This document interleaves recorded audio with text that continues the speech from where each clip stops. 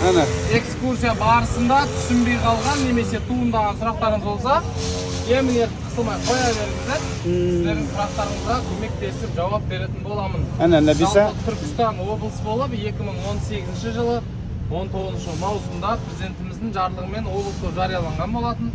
Сол сәттен бастап облысымызға ең көп бюджет бөлінген облыстардың бірі болды. Және басқа қалалар, облыстар әртүрлі ғимараттарды сыйға тартқан. Сол ғимараттармен сіздерді алдағы уақытта таныстырып шығатын боламын.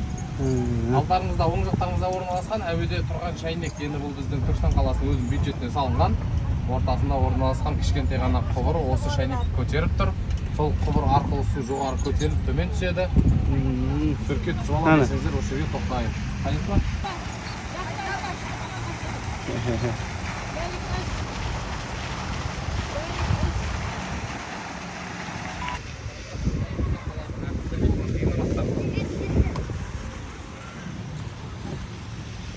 Қонақ үйлері бұл қалада қалған. Қонақ жатыр ма?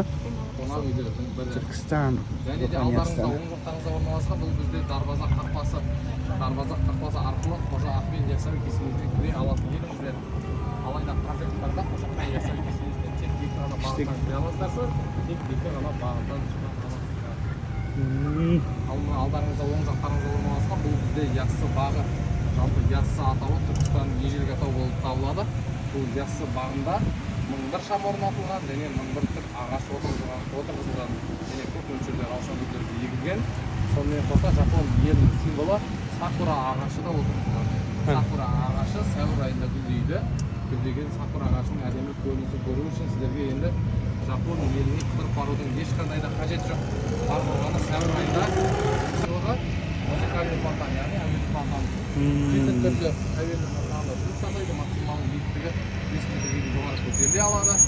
Бұл арасында осылай бір жарты сағат, 1 сағат сіздер орналарында түсіп келіп қалды. Қазір құс деп тұрады негізі, сәлік? Шыға аласыздар, міне алдарыңызда оң жақтарыңызда кассасы және турникеті бар. Осы жерден билет сатып алу арқылы кесенемізге кіруге мүмкіндік бар. Келешектерге кіру билеті 1000 теңгеден, зейнеткерлер мен студенттерге 500 теңгеден, ал балақайларға жаздық маусымда тегін болып жатыр.